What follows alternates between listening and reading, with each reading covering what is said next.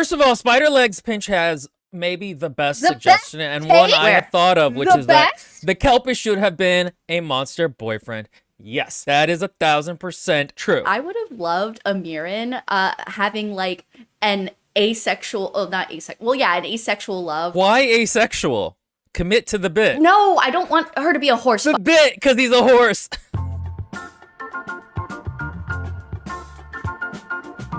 Hi guys, and welcome to another episode of your favorite podcast, Unresolved Textual Tension. It's me, your magnanimous host, Maria. Today, with my handsome bitches, Katie and William. So handsome, so rugged. And what book are we doing today, Maria? Today, we are doing All the Murmuring Bones by an author whose name I do not know. One moment, caller. Oh my gosh, for shame. You're not jumping in saying it. You have one job. You have one job on this podcast. No, I do not. Okay, so All the Murmuring Bones, which this book is false advertising because it wasn't all of them and they weren't bones, was a mid-month Patreon book. So we are with all of our lovely patrons here on a live stream. I did not get a chance to check out their final thoughts on our Discord because I had family drama last night and I finished this book 20 minutes ago. So we'll see what they think. But my main impression of the book was like, oh, this is really good. And then it was like, well, maybe not, maybe not, maybe not, maybe not. No, never mind. Oh, wow, well, this had so much more potential. That was my journey with this book. It reminded me a lot of the book me and Katie did, Salt and Sorrow, a little bit back, which was like also a book about a family living, a Gothic story of a family living by the sea that starts with a funeral. And I initially was very impressed that it was so much better. And then I was like, oh, this author doesn't understand story structure. To be fair, it is better. There are many other qualities to this book that are better and more impressive than Salt and Sorrow. However, I've noticed in a lot of reviews that they are both paired together very frequently, and that makes a lot of sense too. But yeah, no, I agree with Will. This there's like 3 stories happening in this. There's like 3, technically 2 big ones, but there's like a 2.5. There's like another little story, and there's like these story structures happening that just don't really come together and make sense. I'm going to say one thing before I let Maria say something, and Maria and I both agreed yesterday when I said it. It never should have left the O'Malley mansion. It never should have left the O'Malley mansion. What a fantastic setting! And then we threw it to the wolves. The entire first several pages is just introducing the castle, and then it's like, nah, peace, we ain't gonna stay here. Everything you thought I was setting up. You know what would have made the fall of the House of Usher better? If they left the house and went on a random adventure a third of the way through the book. Like, the point of a Gothic story about a family that made an eldritch pact with sea monsters is that you stay there and it feels claustrophobic and Gothic and dark and the sea. And, like, instead they're just like, hey, Kelpy. And you're like, no, where are you going? What is it? And then she doesn't know. It's so, you should be, And then she goes to a village where she becomes the village witch and everyone ends up loving her and she finds her community and a romance and it becomes like a Nakama. Yeah, it really feels like a vague, it's not the right comparison, but it feels like a Hallmark movie at the end. She's come from the city. She's a uptown girl, but whose family had fallen on hard times, and now she came to the rural village and she makes friends with the miner boy. This Alice Snow says, I thought it only got better after she left and she should have left it earlier. The thing is, it's a bit like Nettle and Bone that we were at a while ago in that, like, it's 2 different books. And, like, one of those books you can like over the other, but it really needed to pick which one it was. And I felt like that intro of her in the O'Malley Manor then just kind of falls up, like, it sets up a bad shadow for the rest of the book. I really like what Science Fantastic said. The house should have been dragged into the ocean at the end. That would have been a lovely thematic circular thing. So I want to comment on what Miss Allie Snow said because I know why she says this, and I there's a fix for this. So Allie Snow, like Will says, I thought it only got better after she left and she should have left earlier. That's because this book's plot was not actually concerned with the house and that setting itself. The plot of the book doesn't actually start until she leaves. So it makes sense that as a reader, you're like, why? For me, the reason I say I wish they would have stayed there is I think if the plot of the story had been concerned with the house, like if I think if it had been her grandfather dies, her grandmother starts acting weird, and the whole point was finding out the mystery, discovering the Sea Queen, creating a pact with the Sea Queen to, like, instead of it being the Kelpy that she's the Selkie, not the Kelpy, the, what is it called, the horse, Yeah, the Kelpy. You're right. instead of it being the Kelpy that she helps and gets a boon from, it is the Sea Queen, and that she brings down her house from within, releases the Sea Queen goes crazy, and then she has to deal with that. Like, I think that could have been a really cool story, but that's not what this was trying to do, so it completely makes sense that leaving the house and getting to the actual Is plot more interesting. would be more interesting, because that's what the author wanted. There are two ways to write this story. One, which is the way the author wanted to, and I will argue how it would have been done better. And two, what I just described, which is them staying in the house and it actually being about the O'Malleys and the dark pact and covenant they made with sea creatures and that whole thing. That's not what the story wanted to do, so I'll mention it now. That's what I wanted. It's not what it wanted to do. That is also what I wanted. I will argue how you can make what she was doing here better. I liked the book, but I also, as I said before, don't like the book. I think I was just really disappointed with where, like, the pacing decided to, like, and then also, completely unrelated, I would like to continue with what I was saying, but an automaton? Like, An automaton? wait, this isn't, anyway, that's a whole other thing we'll get to. This book has the too many things problem. Yes, it does. Too I many actually, so one of my favorite parts of this book is 5 seconds long. And it's where she witnesses the Murs that are following her, like, get in a scrap with some, like, sirens or whatever. And I wanted, whatever they were, you know, the dead women. The Rusalki. Yes, thank you.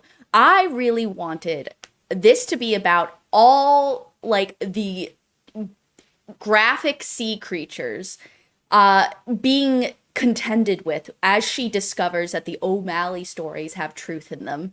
And, like, wait. You know what? That's I'll leave it there. The magic in this book is weird because it's both light, somewhat creepy, but then also like everybody knows about it, and you're like, wait a second. William, why, like Maria said yesterday, were there zombies just on the edges of the, and then just not, and then also, why was the crime lord queen even mentioned? She didn't do shit. Fuck all.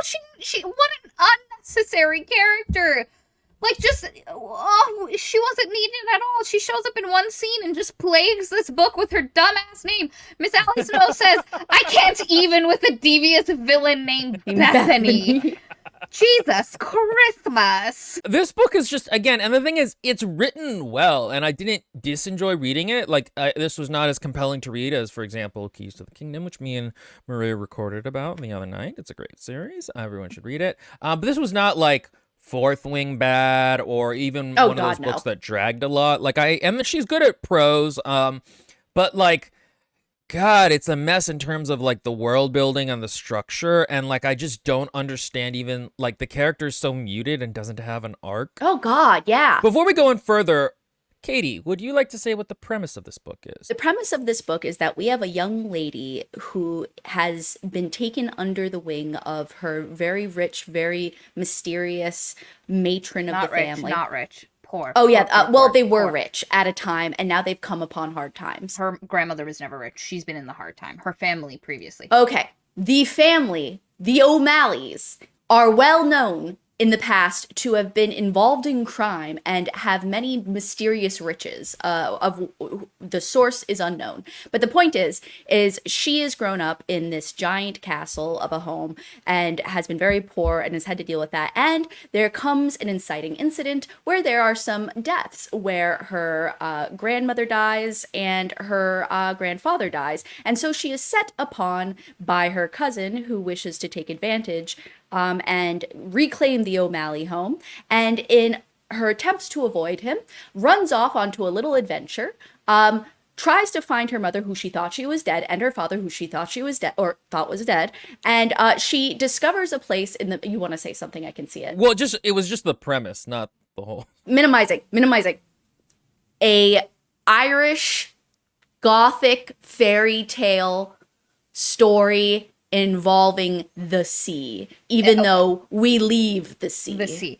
It is a family whose luck has fallen on hard times and they've fallen into ruin, and the last of their descendants has to decide what she's doing with her life. This book starts with an info dump. And what's interesting about it is that I liked it too. It's literally like the book just telling you the story of the O'Malleys, this family that clearly made a pact with some kind of dark water god to get like their ships to do well, and then over time has slowly becomes worse, and like now they live in a decaying mansion with just their pride, and you know the priests are now able to like lord over them a little bit more than they could when they had the power of the dark gods.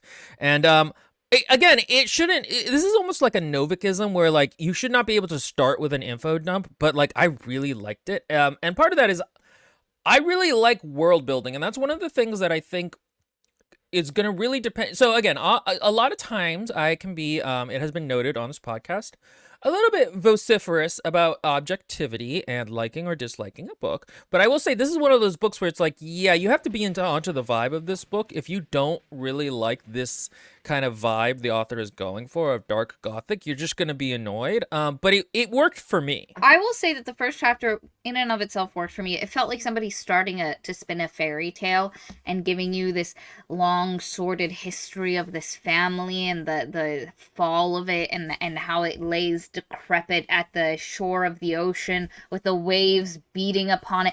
And then it immediately switches to a first person narrator who has the most nonchalant, chill. She just feels like a chill Irish lady who's like, oh, you know, so it happens.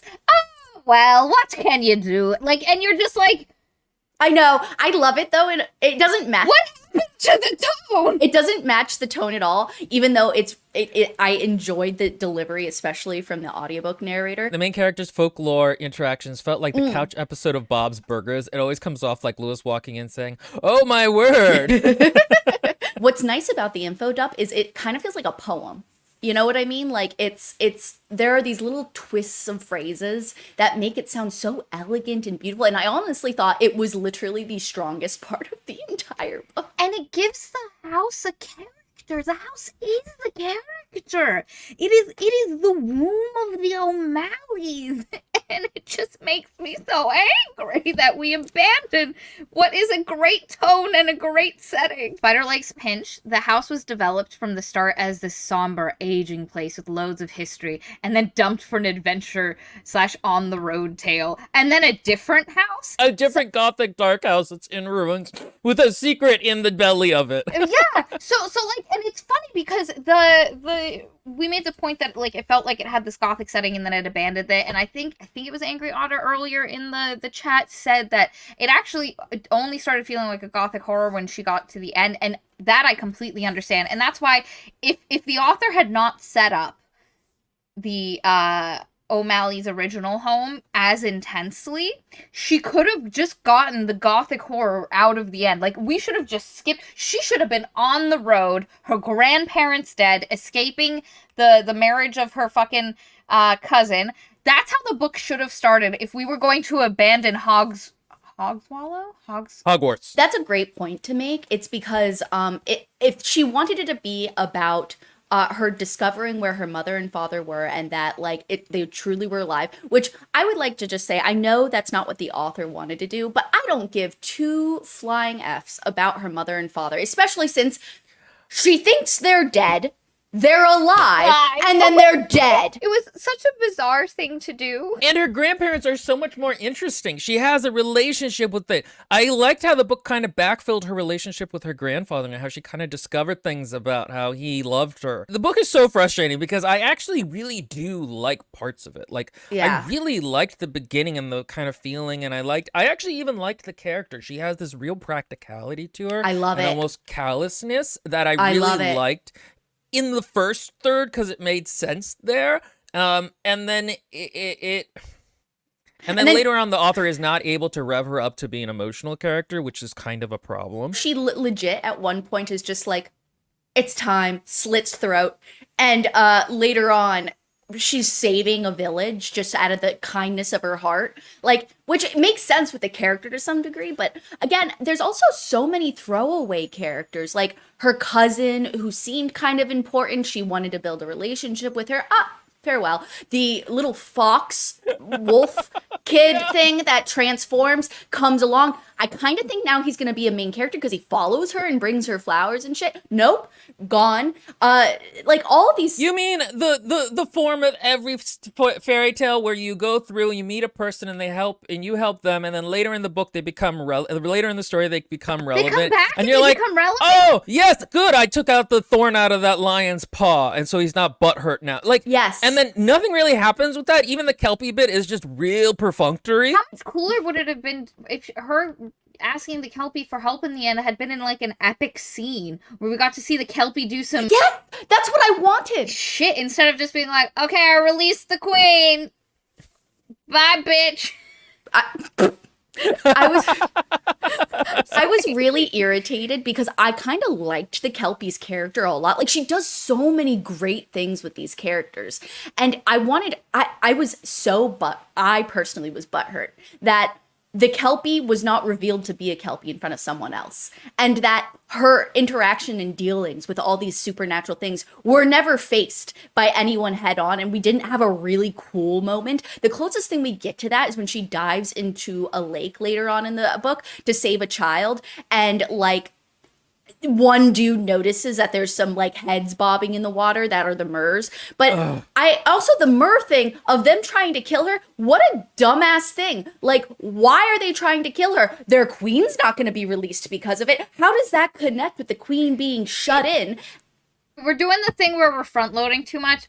Let us complain as we go. First of all, Spider Legs Pinch has maybe the best The suggestion best and one I Where? had thought of, which The is that best? the Kelpie should have been a monster boyfriend. Yes, that is 1,000% true. I have always had a little bit of a thing for Kelpies and stories. Not like, Scorpio races. but I really like Kelpies in general. It's because that's like one of the first things I ever learned about. And it was in Tithe, which we have a video on.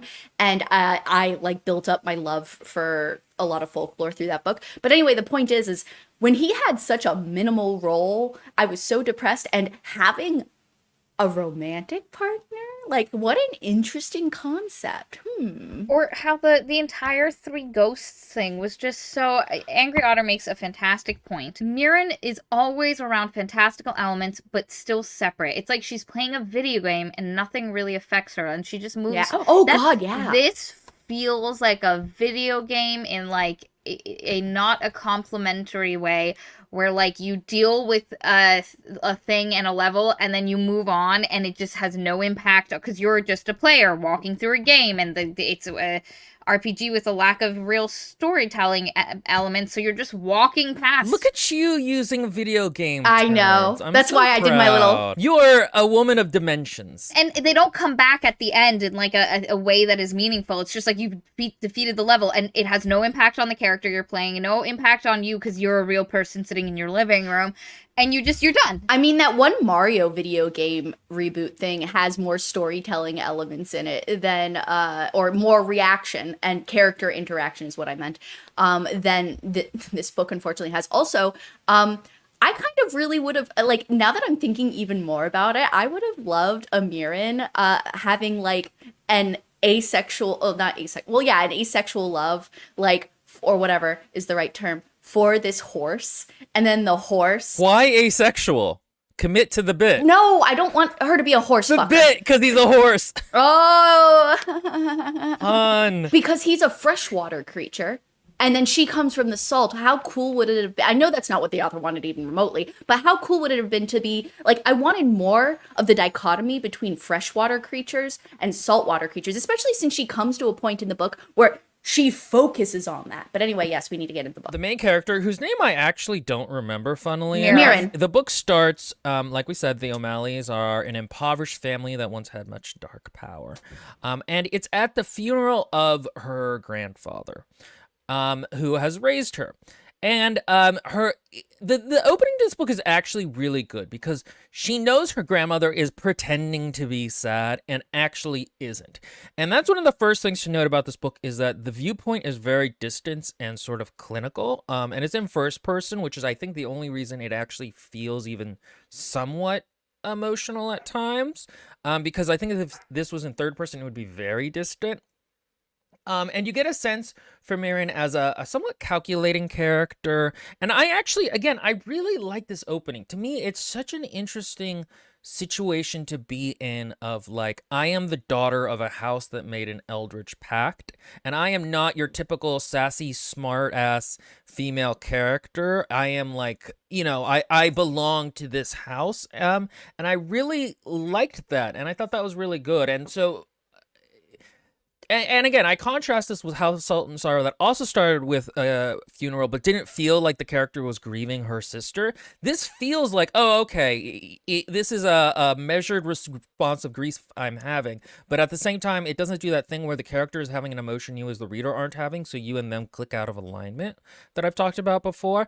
And again, it's annoying that the rest of this is going to be wasted, but I really liked this opening. I think what really helps in particular, besides, because like you said, Will, with the Salt and Sorrow thing, not feeling the sorrow. I'd actually like for us to go over it in one of our critique streams. Of we compare the two funeral scenes as the beginning. Oh, yeah, absolutely. But what do I mean by a critique stream, Maria? Oh, well, what you mean is that once a month, you and Katie, for a certain population of our patrons, the parasocial darlings, get to sit with you two on a Saturday morning as you critique on a micro level a piece of writing for how on a sentence by sentence level it is working or not working to bring together description, feeling, evoke emotions, grammar. How do you access this live stream? The last time he asked me this, I couldn't answer it, so that's why he's asking you. Yep. You access it by joining our Patreon. Link below. It is magical and amazing. And if you cannot afford the money it costs for this live stream, is that it? Do you have no other options to engage with us as a channel? You have many options. If you cannot afford to be a parasocial darling, you could be a book club member. If that is also too much, we have the normal Patreon, the standard, and you can be part of our Discord. Talk with many cultured persons and have a great time. And if that is also not in your budget, don't worry. We still appreciate you, and you can like and comment upon our video.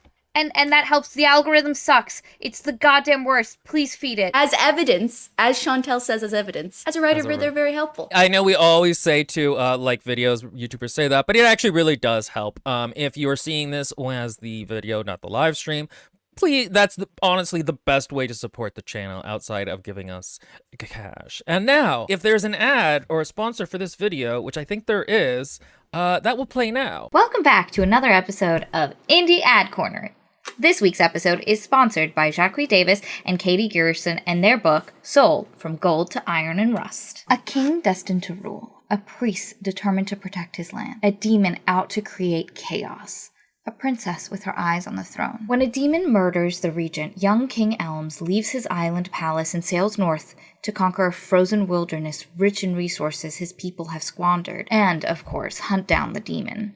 Elms has no doubt he'll prevail. After all, he is great, like his ancestors. But the land is already home to half-wild barbarians led by an immortal priest who are used to weather more savage than any warrior. With a court losing confidence and a wife set on keeping the crown no matter whose head it sits on, the decisions at home prove the greater danger. With mounting threats on all sides, Elms wins his empire, but his arrogance leaves him cursed and trapped in the north. Without his armies, his magic, or even his own name, Elms must face his selfishness and irresponsibility to preserve what truly matters, his young son's life. Soul, From Gold to Iron and Rust, is an illustrated dark fantasy that pulls no punches and goes for the heart. It is a story of hubris, faith, and betrayal combining together to weave a tragic nightmare. How far would you go for your ambition? Okay, welcome back. Katie, what were you saying before I interrupted you to peddle for money? In this funeral scene in particular in this book, what I thought worked, first of all, in general, her writing is superior, I think. But also,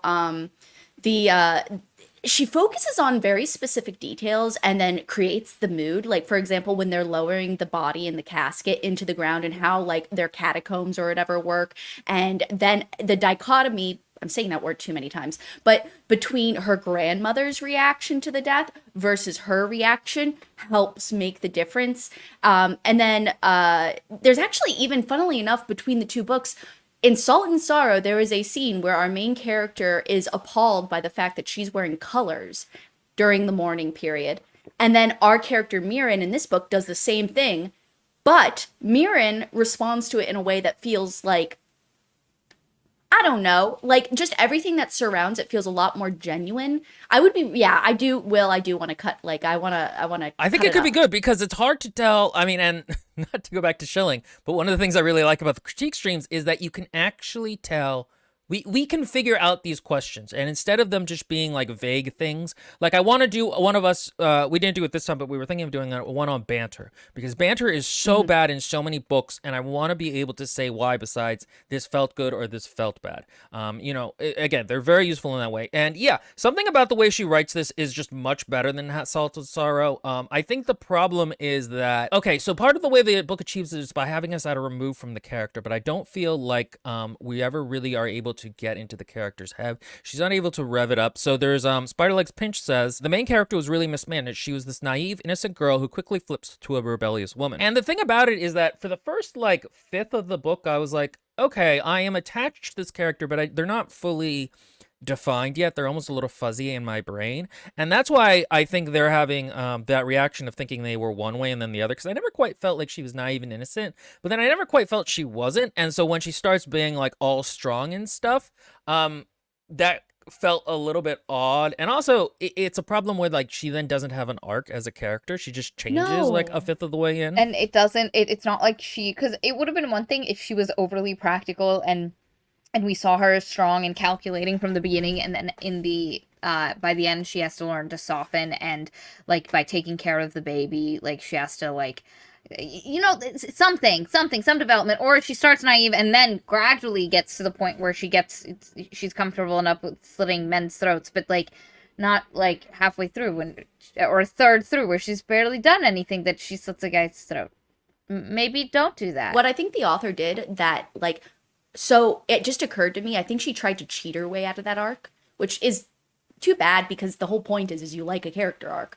But you know, when she keeps mentioning she's becoming what her grandmother formed her into prior to her grandmother dying, and she's like, oh, this is what I've learned from her, I'm a liar, I've learned to lie, and all this stuff. But that's not like, I mean, it is kind of set up that way at the beginning, but again, there's no arc, so you don't have something to compare it to, so it feels flat. I don't believe at the start of that book that she hadn't been lying to her grandparents. I believe that she had been lying to her grandparents. I believe that she lied when she needed to. So for her to suddenly be like, I lie like my grandmother, I'm like, bitch, you didn't tell her everything. Like, please, you are in that house. In that house, you kept shit to yourself. You had to. Like, why are you trying to make me believe that you were a truth-telling good little girl before? And the thing is, the book at the beginning doesn't show us that version of her. And so then later when she's like, I'm lying like my grandmother, we're like, always? And Katie's right. It's trying to force in retrospect an arc that wasn't there. By the way, there is one singular sex scene in this book, and it was done well. No, they are done well actually, because they're mostly off screen, which helps. I think the other thing is that the problem is that the author, in that prologue, we got a good sense of like the history of the house, but there's not a strong sense once we get into Mirren's point of view of what the character of the family is. So it's not like she's, and there's never, or you get the setup for what they're like, but then that never is extrapolated and grown.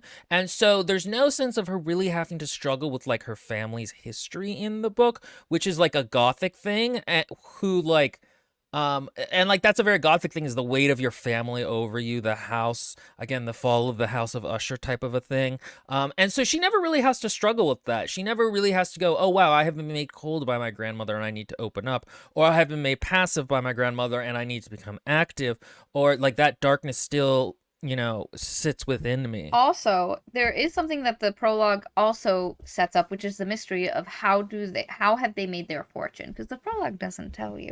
The prologue is like, people suspect dark sorcery. I liked that. Yeah. Yes, it's so good. It's so good. And then, literally, in chapter 2, it's like, actually, they sacrifice their children to a mermaid. They keep locked in a cage. And you're not sure if the mermaid is like locked there or if it just comes in sometimes and leaves. Like, No, it smells. it's the most boring reveal of what their power is. I was craving. Why'd you give it to me so quickly? I know. Where's the tension? This should have been the mystery of the story. This should have been the thing that she discovered, that this is actually what her family did, and that is what set her on the path to find her mother, only to find her mother had taken the sacrificial thingy and was doing the exact same thing elsewhere, that she cannot escape the curse of her family's greed, and that the cruelty her family has inflicted upon the world has just gone from one place to another. You just rewrote it right there. That was perfect. That was awesome. You know what? It's true. It's not like she like burns down the O'Malley house and is like, look, I'm gonna go with my mother who started a new life and is a path away from my grandmother, and then she goes there and realizes, no, my mom, she was an O'Malley at her heart, and she merely replicated what she saw, and now I have to grapple with, will I be the same? And I shall burn down both houses. Bro, wouldn't it have been great, though, if her mom was, first of all, actually alive? Second, her mom plays face in front of her or is irritated that she's come along. And then she has 2 kids and she's going to sacrifice the 3rd kid to continue the O'Malley fortune. And she, like, also another thing that could have happened is that she's like, no, I don't want that to happen. I want to save my sibling. And then there'd be a sibling thing happening, which would have brought together that whole concept of the siblings in the first place. And how amazing would it have been if her mother had been the greater villain than her grandmother? Because technically her grandmother's never sacrificed anyone or anything to the Sea Queen. And sorry guys, we're jumping around, so I'm just going to say, they have a Sea Queen that they locked in a base. She's a mer person, but she's the queen of the mer people. It's one of the queens. They've kept her locked in a cage underneath the house with some water, and then our main character's mother has stolen her somewhere else. But just imagine, she comes, her mother is there, her mother opens her with arms, my girl, I'm so sorry, da da da. She doesn't tell her mother about the letters she's found, and she just waits for her mother to tell her the truth. Her mother does have these other children, and then she starts to discover that beautiful dark Gothic horror of discovering the facade of the tale of this happy village, this happy land, the darkness beneath the lake. And then discovering that her mother was indeed pregnant, about to give birth with her 3rd child. It was Mirren. It was the 2nd one. And now pregnant with the 3rd, ready to give birth. And she's like, then she discovers her mother's going to sacrifice that child. On top of sacrificing helpless travelers to the Mer Queen, since they've been in this place. That would have been awesome. And also her mom, it's specifically stated her mom has like mechanized the process and made it into like a quicker money gathering thing. And also it's never actually quite mentioned, even though it does happen and it would feed into this idea. When the Mer Queen was back at the O'Malley mansion, she had like a whole cavern to herself, which is not much compared to the ocean, but she like had area. In this new place where her mother brought the Mer Queen, it's a well, basically, and she's sitting at the bottom of a well, which is really depressing. Is this book Blackfish meets The Fall of the House of Usher? That's a great comparison. It's a story about how you should not have. Yeah, it's the orcas. No, that totally makes sense. Go ahead. You know how before we were discussing how there's like random elements that just don't work, like the automaton? Why can her mom make things bigger and smaller? Oh, that was so stupid. What a weird magic mechanism. I would have that nobody else has magic. Nobody else has magic. Not any other characters. We hear about witches, and we see some of them just fucking around in the beginning in an alleyway, just doing shit. But then her mom specifically makes things big and small. And again, her mother would have been a much more effective villain for the narrative than Aiden or her dumb fake uncle Edward. Like, it's just so you had the setup for a great villain. Her mother was everything she disliked about the way people took advantage of things, and she herself, by freeing the Kelpy, all that stuff had proven to be different than that. And so to come expecting a place of refuge and escape from it, and to find her mother has just redone the O'Malley formula somewhere else, that is so much better than the absolute not what we get. Okay, let's actually do the plot. I was gonna say, the thing is to know also is that the reason her mother isn't around is her grandparents tell her that her mother is dead. And then we find out later, because I don't remember when we find it out, and we've already spoiled a ton of it, is that her mother is actually alive, We find out later she's not. But anyway, she's alive, and she absconded with her father, and they now live in a place called Blackwater, and they like basically left her behind as payment. But why? What did that do? Like, that makes no sense. Yeah, as payment for stealing the mermaid? Like, I'm sorry, having children of the O'Malley bloodline does nothing if the mermaid that did everything is gone. Like, it doesn't, I really don't I think she just straight up didn't want the kid. She was just like, nah, Miriam's kind of a pain in the ass. Like, we're gonna leave her here. Kids are like that. I'm gonna go through, because we basically spoiled a lot of this stuff and got into it, but after her grandfather's funeral, her grandmother betroths her to her cousin Aiden, who is immediately presented as no good, heckin' bad boy. He bruises. He likes hurting things. And this also came out of, like, it was a really weird development of how it gets discovered. But anyway, she doesn't want to marry him. She doesn't like this. It's no good. There's also a character named Bethany who is like the crime lord of the city she lives in. Don't worry, she never comes up. She's not important. I can tell the whole story without Bethany existing. But her cousin Aiden is not actually part of the O'Malley family, and he actually has wealth. He's doing well. His business has been doing good, and so Mama, or Grandma, is like, you shall marry him, and we shall restore the fortunes. And she's like, no, I won't. And then her grandmother mysteriously dies, and then her 2 old servants of the house were like, by the way, so she discovers in her grandfather's study letters from her mother saying, like, basically, I leave you the child, and I've run off someplace named Blackwater, a little bit north above this other city, and I'm fucking off. I've left you very poor, and you're going to suffer for it, but, you know, I love you. And so you can tell that her grandfather was a, like, kinder person, because her mother, Isolde, reached out to her father and told him, hey, I'm okay, I've set up everything. But she's like, oh my god, my parents are alive. And she talks to both the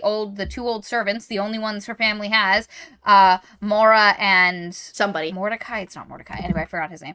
But anyway, and they also tell her, oh, by the way, the reason your grandmother, because her grandmother gets murdered, she finds her with, like, marks around her neck that disappear. It's such bullshit. I don't understand why you would kill the grandmother. She's such a great, like, antagonist kind of to the story, and I don't understand why you would be like, all right, we're done with that plot in a moment. When we figured this out was the part where I was like, oh, this book has a problem, because it doesn't, again, it sets up this status quo of, because you know the genre conventions, you think, okay, we're gonna stay in this setting, this house is gonna be the thing. It's like if Rebecca, the book or movie, like halfway through she went somewhere else. No, we're here, we're setting it up, it's a big Gothic house, and then when her grandma died, I was like, that was too sudden. Like, that's a character that should have lasted throughout the whole book. And also, I thought her grandmother had a magical death because the markings around her throat appeared and then disappeared, and then her grandmother's body twitched. Wait a second, like, that was never explained. Yes, it's never explained. Yes, that's my point. That's why I'm complaining about it. I'm very bitter. I'm very fucking bitter. Anyway, so she also discovers after her grandmother dies that her grandmother was so bitter because her parents forced her to marry her brother, and you realize that her grandmother and her grandfather were brother and sister, and that the family, in an attempt to get more children, because one of the parts of the thing that has befallen this house is they ain't making enough babies, and they're supposed to, the first one is the heir and inherits, the second one goes to the church, and the third one gets sacrificed to the ocean, baby, into the sea queen in the basement. And if you're not having enough kids, they don't want to just sacrifice the first one, because then there's no one to leave it to, and their fortune is just failing, so, you know, they decided in an act of desperation to have these 2 characters, and you think, oh my god, this is going to have, like, a resounding impact on how she sees her, and in a world where this stays in the house, this would have been such a revelation that colors, like if she would have discovered pieces, like paintings of them as children, and realized, like, how did I not see this? That oh yeah, from the original family line of, like, dude, what the fuck? Portraits had been taken down off the walls of them painted together as a family, where you can clearly see their siblings, and she finds them as she's looking for some other thing, and it comes, Maria, like, the hurt of it. Yes, thank you. Thank Maria. You. I know. That's so great. I'm getting chills with how upset I am. It's so annoying because, again, the book could just have been better. I don't understand why it wasn't. This is like one of those prime candidates for a rewrite type of a thing where it's like there's just so much that could have been done. I told Maria yesterday while I was suffering in traffic, this feels like the 5th draft of a book, and it really needed 3 more drafts. She discovers this. Her grandmother dies. Aiden comes and is like, we are going to still get married. And she's like, grandma's body isn't even cold in the ground. And he's like, I don't care. And so she's like, I'm out. So she gets Malachi and Mora to help her.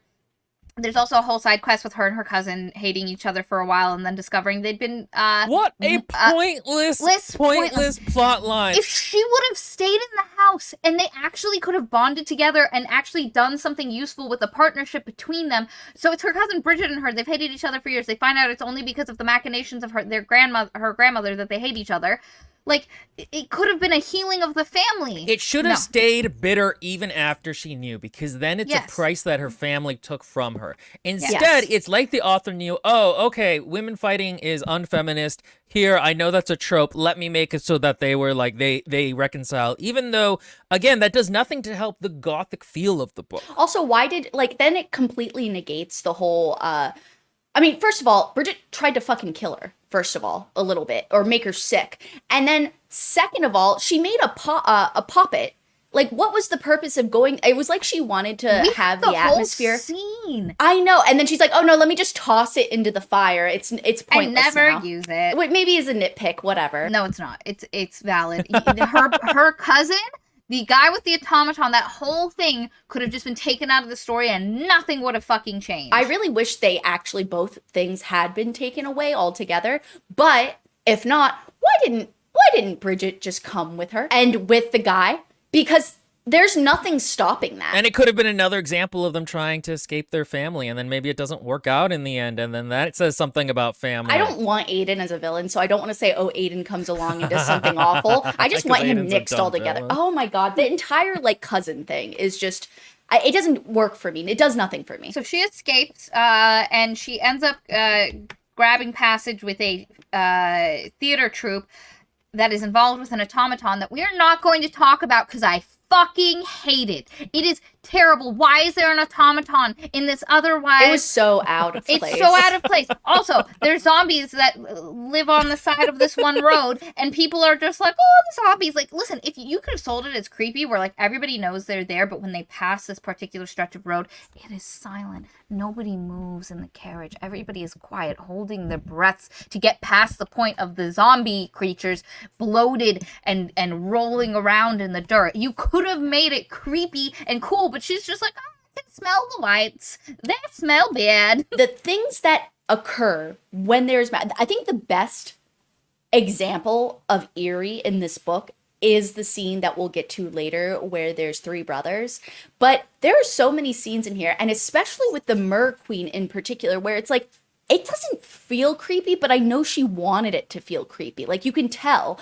And if you had added that on top of fixing the messiness of all the elements, this book would have been a banger. There's a problem where she's actually quite good at writing creepy, but she doesn't frame it. And that's what's sort of frustrating, is if she framed it, it could be creepy instead of just like supposed to be. So again, magic in this world is really, really weird because there used to be a bunch of witches and everybody knows about them and they know how the magic works. There's a bunch of zombies around that, like, just people don't even mention or integrate. Like, this society, I really thought this was like Britain for a while, and then I was like, okay, this is a secondary world maybe, but like, it's not integrated into the world at all. It's not like this is like the one city that doesn't have all this stuff. Like, there's a lot of things you could have done. Instead, it's like, okay, there's magic, there's zombies. Everybody knows about these things. There's a Kelpy later who everybody knows about. There's hanged people who only she thinks of burning down at night. What I would have liked more is a lot more sort of plausible deniability, a lot more of a liminal space for the magic, or even something where it's like she realizes that she herself can see these things that other people can't, like they can touch her when they can't touch other people.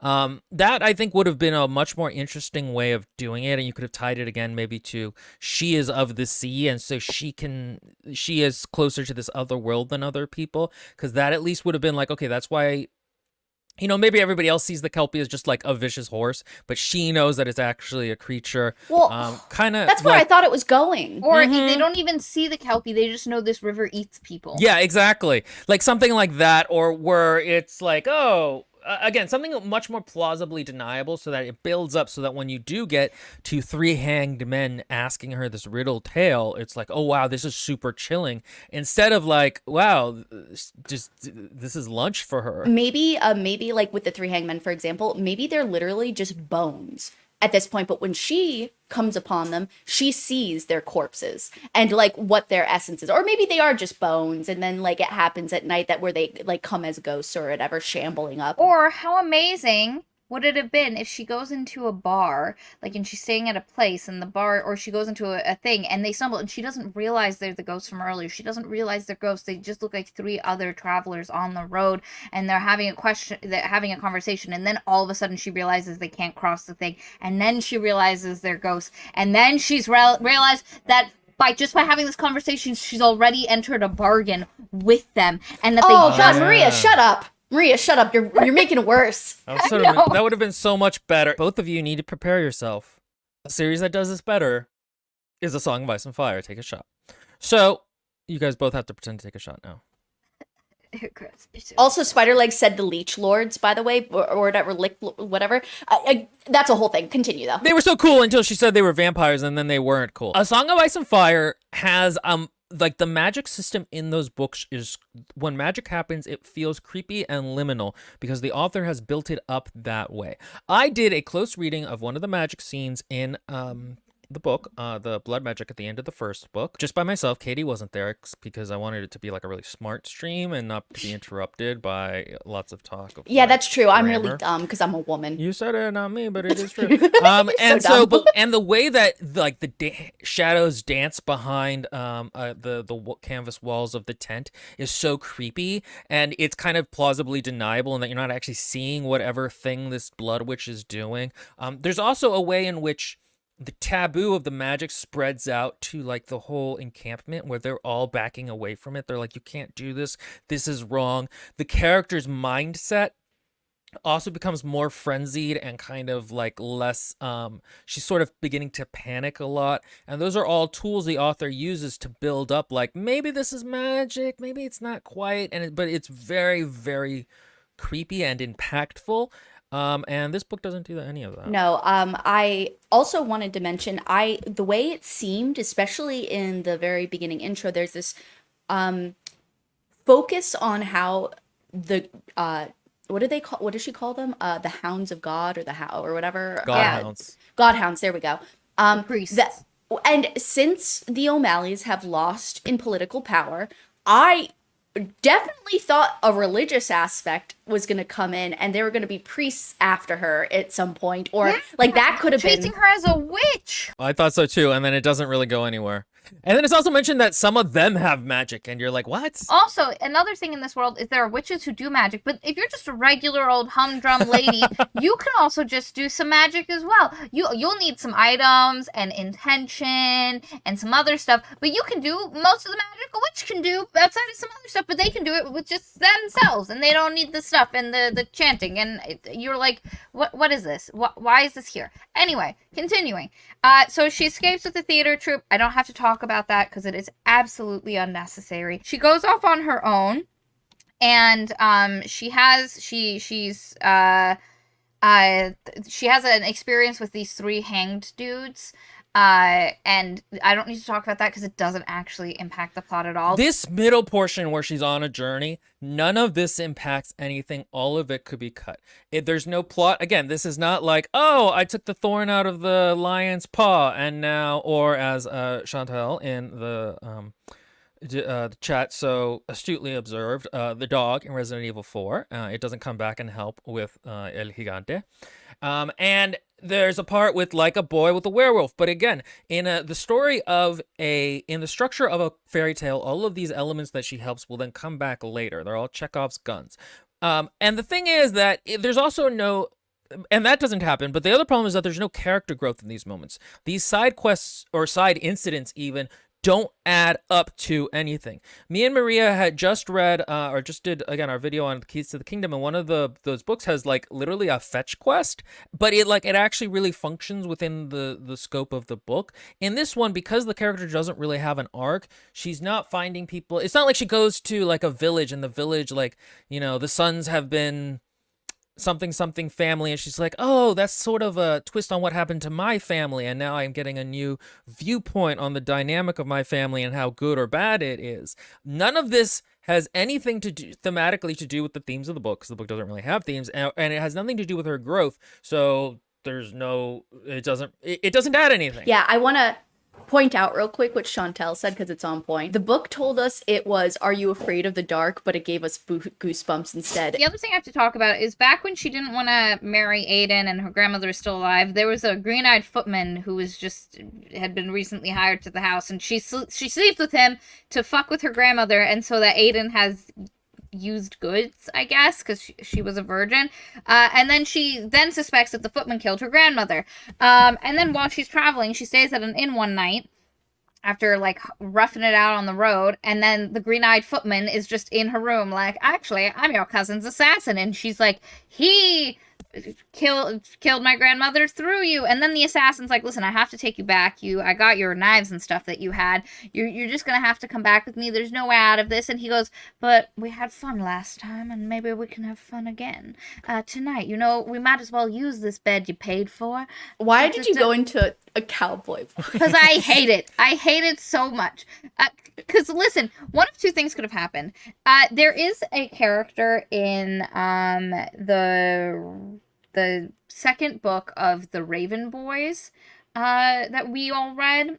I don't know. I don't remember if Katie did, but anyway, there was the second in the second book. There is a character you meet who's an assassin hitman, and he murdered one of the main character's fathers. A murder that has fully impacted this character, like they became a different person, and so it is a very significant thing.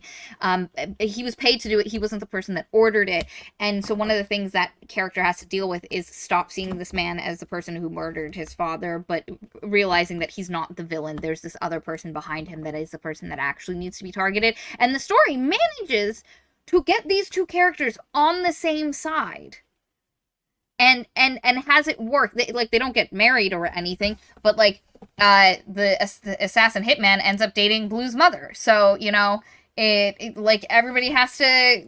You got to move forward. I was kind of shocked that she just, you know. Yeah, I thought that's what was going to happen. Maybe not necessarily that they would like actually sleep together and become friends, but she would be like, okay, yes, this is the person who killed my grandmother, and I don't like him for that, but Aiden is my problem, and if I can get this man to be a tool against Aiden, that is No, she pretends she's going to sleep with him and then slits his throat. And again, I'm not necessarily saying she needed to team up with the hitman.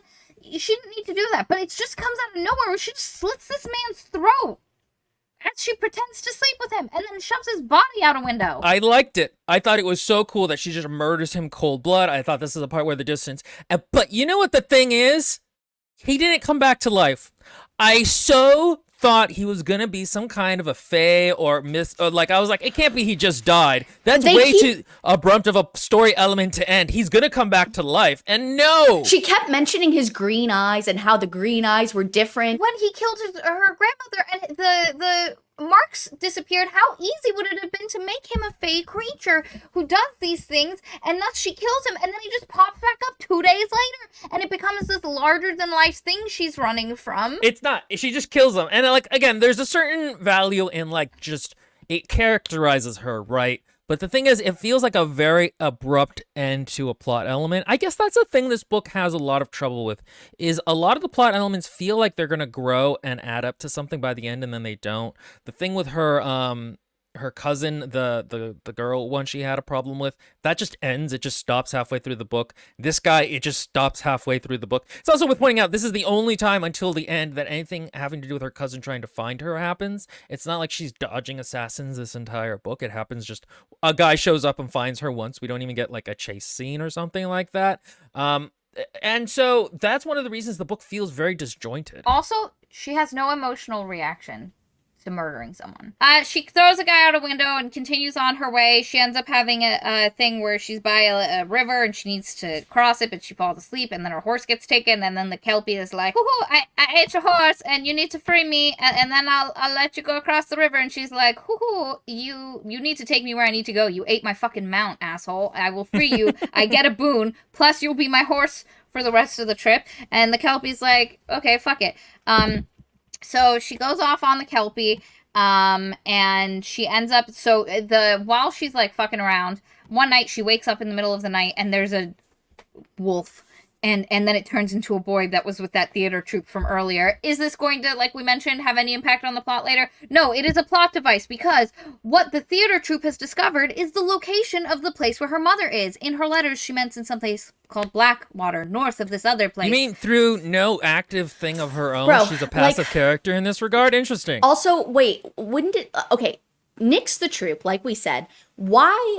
With how it's brought up as an actual theme, how all the waters in the world are connected, which comes up multiple times, why couldn't she figure this out by interacting with a fey creature of some sort in the water that's like, oh, black water, that's in... I can't do Maria's accents. We've heard the cries in those of our sisters in the... Or some... Or why would the mer people not be like, "You're trying to find Blackwater, hey? We hear this is..." Follow us, or you go this way, and something like that. It's because they want her you free. Mean picking a theme? Like, just stick to a theme, maybe, instead of doing everything? Just throwing everything? No, that's not happening. Anyway, she gets a map because, like I said, the theater troupe found the information she need and basically gives her a map saying, "This is the way you have to go." So her and the Kelpy, they go off. They have to find a tree with a face in it. They find the tree with the face in it. Across from it is a giant hedge. She, like, tries to get in, and then, like, the hedge opens, and there's a guy who's like, "Miss Elliot," and then he's like, "You're not Miss Elliot, though you look like her." And she's like, "My name is Mirren Elliot. I am the daughter of Isolde Elliot and Liam Elliot." And he's like, "Well, you can go talk to your uncle." And she's like, "My uncle?" And she doesn't stop and ask anything because she wants to pretend she knows more. And she goes to the house, and there's this guy there, and it's her uncle, and he's like, "Oh, my girl, you've returned to it." It wasn't a surprise. There was no tension. We all knew from the get-go he was a sleazeball. Like, why else would he be, like, instantly, as soon as it was, like, beyond all the other things that pointed to it, he was wearing a very ostentatious, like, waistcoat. Peacock. Yes. Peacock and colors. And instantly you're like, and also the fact that the house lady is just, like, pissed the entire time. From the beginning. I'm like, okay, so they're not her family. Like it was not a surprise. She gets there and he's like, "I'm your uncle. Your parents went to this other place because the mine isn't doing no heckin' good, and they're trying to figure out what can be done." Also, as she got to the house, she saw that there's like orchards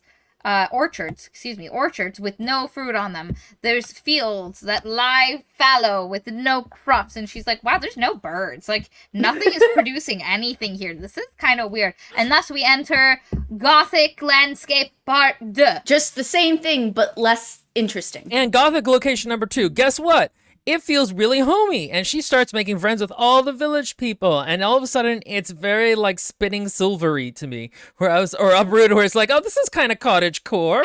Goddamn nowhere, because like her uncle is like, I'm here to take care of things, blah blah blah, and then he's like, "But the crops aren't doing anything," and she goes and she realizes her mother, who was a witch, had been making the land fertile, and so everyone in town is like, "Maybe you'll help us." Also, they're a little bit scared of her at first because they think they're gonna be like her mother, where when she touches you, she makes you happy, which must be a very terrible thing to deal with. It's because they were taken advantage. Again, what a cool thing that could have been grown upon, that if her mother happened to just be one in the lineage that has a little bit more myrrh in her, where she's like, "Oh, it's No, she bewitches people. No, she bewitches people. Exactly, which is why like that could have just contributed towards her compacted O'Malley, curse issues, badness, and so on. So the people flinch at first every time she tries to touch them, and then they chill. But again, she fixes the crops. She just redoes the little rituals that need to be done to fix the crops. Everyone's happy. Her uncle keeps not letting her go to the silver mine, and she, for weeks, is just willfully ignorant. This is the time where it starts, where the villagers are wary of her, where she is not welcome just yet. And then we get a montage of like her befriending everyone instead of the character arc pieces necessary to weave together the relationships between her and the villagers. And instead, we fast forward all the way to a celebratory event, and then we're closing in on the end of the book. There is a shift. Like, none of the villagers like her uncle, and he's not doing anything. He just drinks a lot. The person who's the housekeeper doesn't do any actual housekeeping, only listens to the uncle, is weirdly hateful of her. Also, she has a little sister. So out of place. And she just, like, lives... This woman who was smart enough to immediately clock the ghost story issues, who has dealt with all of these things, is like, oh, I'll just not investigate anything. And there's literally a point where she was like, and other people didn't like him, but I was just so blinded by how happy I was here and wanting to start a new place. And it's just a terrible excuse, because I do not believe that the character we've dealt with. But anyway, she starts picking up that her uncle's kind of fucked.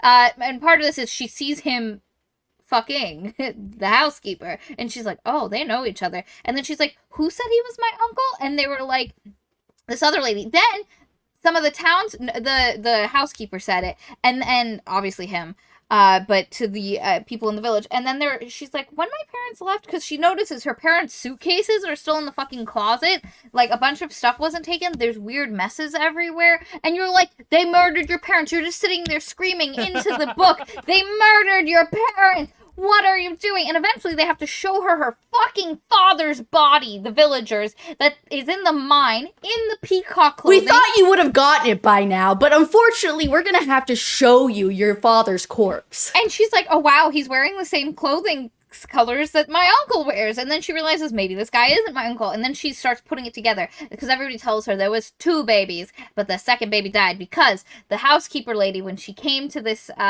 came here, she was supposed to just be a nursemaid for the new daughter. She was pregnant with her own girl, so she'd have enough milk, and that Miran's sister was a bad-tempered, not like good, like a real screamy, unpleasant child, but that the housekeeper / nursemaid's daughter was actually really sweet and super chill. And then she's like, oh my god, because there was also a fire in the nursery, and there is a burnt cradle, and she's like, oh my god, did they kill my parents because they killed my sister? Is this baby that I've been taking care of not actually my sister? And you discover the twist is that her fake uncle was actually just a guy her father met while in town, and her father was just a shit show this whole time. Her father sounds like an absolute idiot. The housekeeper lady was pregnant with this guy, the Edwards child, and that when they were there, what the actual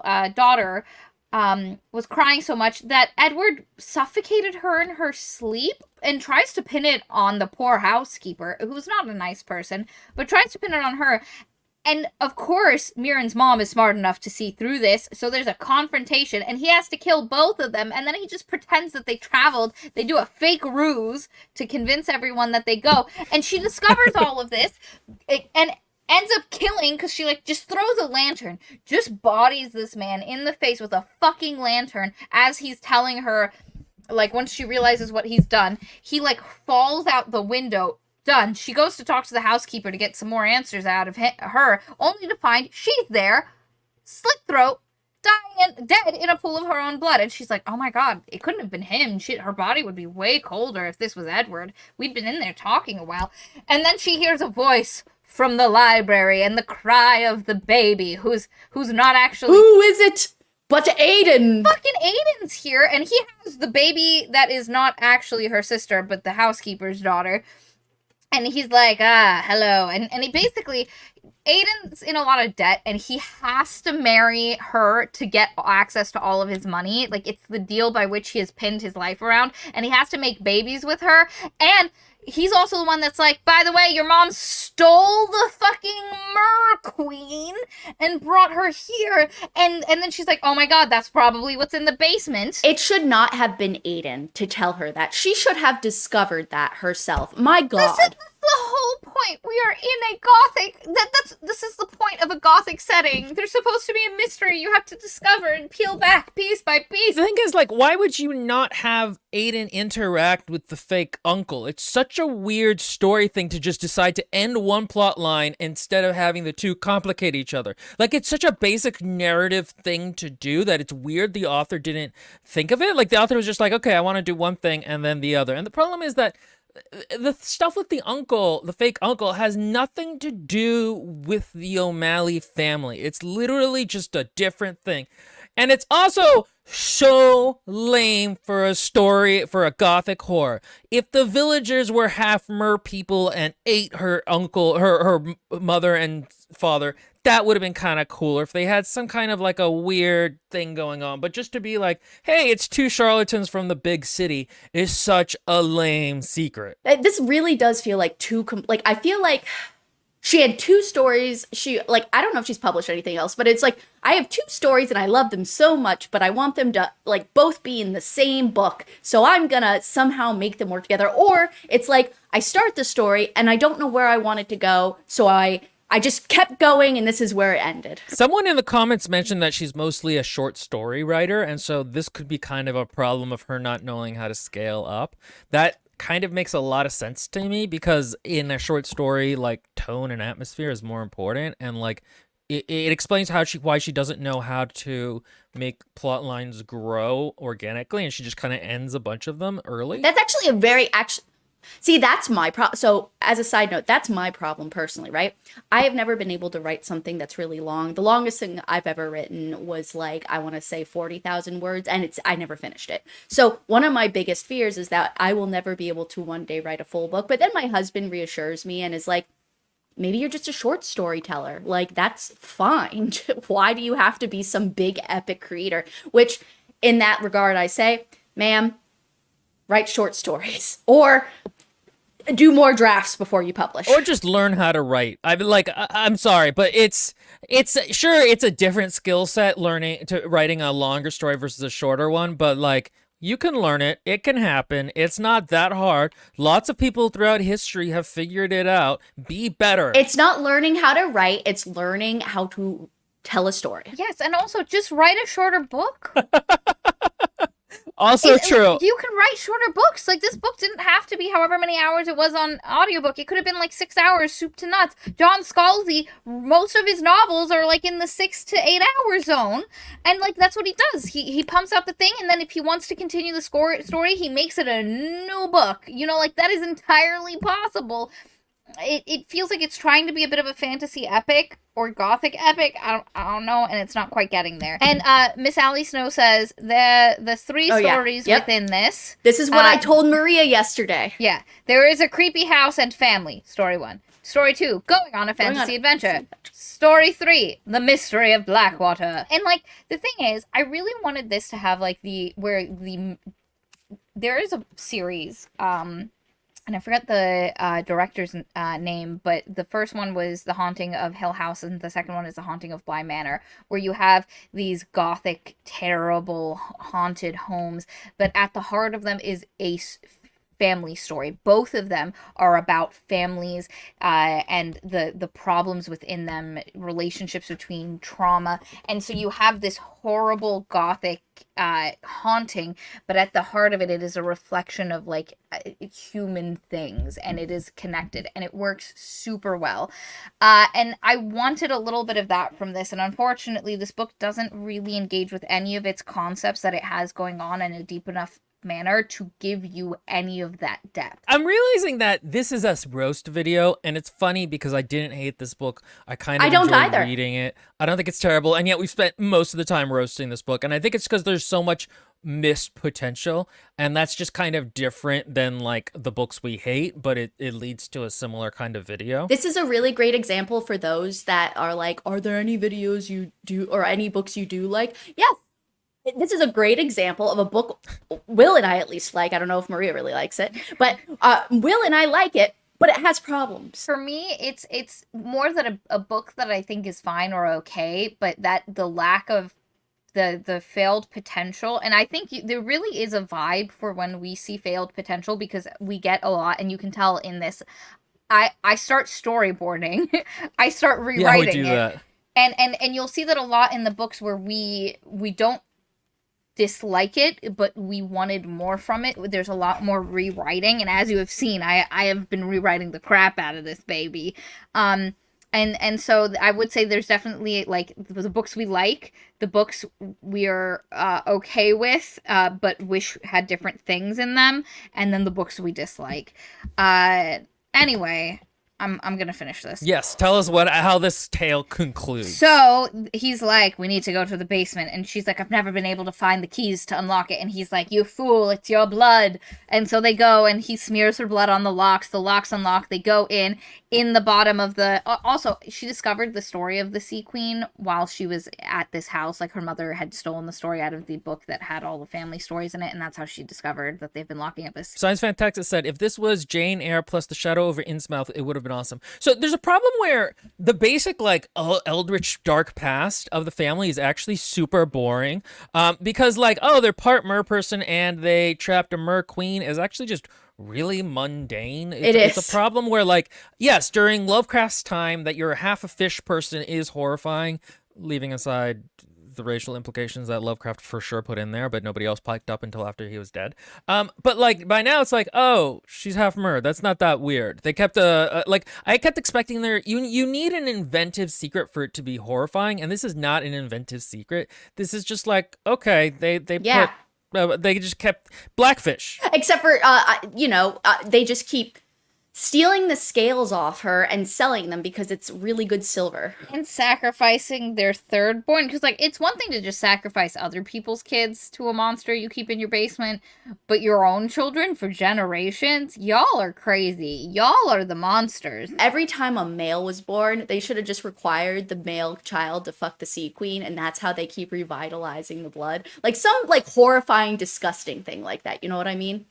Combo it with something if that's all it's gonna be. Cannibalism is always good. Also, me and Maria, whenever we do rewrites, we want more cannibalism from these. They go down to the basement. He's like, I'm gonna sacrifice your younger sister to the Sea Queen. Also, they realize the Sea Queen's tongue has been cut out to keep her from being able to charm people, which, again, if you had sold this the right way, where in the end her family were the monsters, not the Sea Queen was just a creature acting within its nature, and then you see its mutilated, like, self, like, that's a nice bringing it together. Anyway, she thwarts Aiden and pushes him in. Wouldn't that have been, part of the ship, part of the crew thing? I mean, look, at least, why wasn't she, like, how horrifying would it have been if she was, like, decaying and or like becoming like so stagnant that she just grew into like coral and all that stuff was growing and feeding off of her and stuff like that, to the point where she can't even be free anymore. She has to rip her skin away to get out. Oh yeah. And like she barely survives and like bursts into sea foam, and that's the best relief she's ever gonna get. Anyway, Aiden's pretending to drop the baby. She distracts him, knocks the baby out of his hand, grabs the baby, and then pushes him over the edge. The Sea Queen noms on Aiden, leaves a ton of scales at the bottom, and then she goes to the Selkie, because the Selkie owed her a boon, so she goes. No, and Kelpy, but yes. Thank you. The Kelpy, and like summons him and is like, yo, I need you to free this lady out of this thing. And he was like, really? And then he goes and he does it, and then the Sea Queen's like, I hate you, but thanks, and fucks off. Yeah, she even is nice enough to throw back the little knife thing that she carried. So her grandfather gave her a little mother of pearl knife thing that she carries, and it comes up several times through the story, but Aiden had it, and so when he goes over, she lost it. But she's even nice enough to be like, yo, here's your knife back. She fucks off, and then she's like, and now I shall build my home here. And she's like, and she talks about it like she's writing this down. And now my belly is much bigger than when I got here, and I'm going to have a child. There's this one guy she like slept with, and it was the second sex scene. Like that was so infinitesimally important that I didn't like it all that much that I forgot it happened. I don't know why you would end the book with that either, because the book ends with her going like, he keeps saying he loves me, and I keep telling him, I like you, but I don't need you. He says he needs me, and I tell him I want to be with him, and he doesn't like that. But like, and I'm like, that's a whole other theme. That has nothing to do with anything we've seen. And it's sold to us as if she has a problem loving people. No, you loved your grandparents. You know how to love people but dislike them at the same time. You know how to love them and leave them. It was trying to reconnect to that original Selkie tale, you know, with the man who they fell in love and then he hid her skin and all that stuff. Like, it was trying to connect back with that whole thing, but it didn't matter. That was not part of the story. That was like one baby story in it. That was never a thing we were like, oh wow, like, man, you know, this she's had to deal with love that has been so like I need you have to be. Now, has she lived with people needing her for like their purposes? Yeah, but not in the terms of love. It doesn't work. That's how the book ends. This book could have been so good. I was so disappointed. I did not dislike reading it. I found it a pleasant read. I Yes, didn't need it to was. force myself Yes. to read it. No. I think the author is very good in terms of she uses a lot of filtering for no reason at all. The character is constantly like, and then I remembered, or then I thought, and I'm like, you can just say like, we understand. Like, I don't understand why you're doing this filtering thing. Otherwise, though, I think she has another book coming out in February, which I think would be interesting to look at to see if she's I'm so improved at curious. all. I think it has to do with the Leech Lords. I was looking it up. But it's so frustrating because this book really falls. It's so funny because oftentimes you'll see writing advice, or I'll see writing advice, and I'm like, that's so basic. Everybody knows this stuff. Why are you reiterating it? Like, whatever. And it's like, have a character arc, have a theme. The story structure works like this. And like, yet so many authors fuck it up. It's amazing. I don't understand like why they don't literally write these things down. Like, this is the theme of the story. This is the arc, so that they can then go back and like, not just try to vibes their way through the story. And it's weird. It's weird that authors have problems like that. I think earlier, Angry Otter had said that they worried that they were a good writer but not a good storyteller. I actually think it's significantly easier to become a good storyteller, because I think that's something that people have are much. I think it's something that beta readers and an editor can help you with a lot more than like being able to write dialogue or prose. I disagree. See, because if you wrote something, I could tell you, like what we did here. If we had given these notes to her, she could have fixed this novel so easily. And this was just 3 people reading it. But it's not just the ideas themselves, it's then the execution of them is the problem, right? If you're generating, look, if you get advice and stuff and then you utilize that to edit your stuff, that's one thing. But if you're just on your own trying to come up with it, like maybe you have the writing skill where your prose is very beautiful, but you don't know how to match that up with how you want to tell That's the story. his point, is that he thinks that with outside influence, you can still write a good novel by being a good writer, but not a good story. Oh yeah, no, I didn't realize that was the point. Yeah. But it's harder to be if you're a good storyteller and you can generate your own stories and plot lines, it is harder on your own or with other people, because they can't write it for you, to have good prose and good I get it. mechanics. I get it. That is a harder thing to deal with. Oh, I do want to shout out to Miss Allie Snow, because I know this is something that got brought up a bunch of times. And the present past Oh tense my switches. god. This book is trying so hard to be told to you in past tense. Like it's sold to you as if somebody is telling you what happened in the past, like that our Mirren at the end of the book is retelling this to us. But there was literally a point in the middle, and she was like, and that's how I ended up in this box, and here I am doing this thing. And so you're like, okay, from now on it's going to be present tense, and we're going to go that way. But then at the end, and then she's like, and now I'm writing the thing. It feels like she's like wrapping it up. And it's so weird. It is odd. And the other problem is that if you're going to use that technique of, I'm here in the box now, but this is how I got here, like, take a shot, guys. A Song of Ice and Fire does this actually quite a bit, but the reason that Martin does it that way is because it makes telling how you might have been like 30 pages since you last read this person's viewpoint, so you kind of do need to be caught up, but it's boring just to be caught up at the beginning of a chapter. So he hooks you with something that's happening now, and then he has like 4 or 5 paragraphs explaining what happens, and then we go back to the action, and so it feels kind of seamless and catches you up. Whereas in here, it was just weird because we were just with this character. We don't need a recap of what has happened since the last chapter. And it does screw... Or a montage. Exactly. Like, she could just tell the thing, or even a lot of times just skip it. And you guys are... And you're totally right in that, like, it also screws with the framing device of, I'm telling you this at the end of the story. It was not, by far not, a roughest. It's not, I wouldn't say it's a bad book. I can absolutely see some people who are, like, enjoying it. And again, it wasn't, like, as far as a read, I didn't have to force myself through it. I didn't, like, I didn't have to like psych myself up. I wasn't falling asleep. It wasn't like painful. The parts that were painful is like listening to something and then going, huh? You know, like that could have been, and then once I start thinking about how good it could be, like the more I talked about it with Katie yesterday, the angrier I got. Yeah. And today, the more the three of us spoke about it, the more like it seemed like we didn't like it in the reading of it because we're just so disappointed with all the ways it could have climbed to such a great height. I think we lanced the wound. Yeah, the boil. Okay, all right. We love you all, our parasocial darlings. Bye.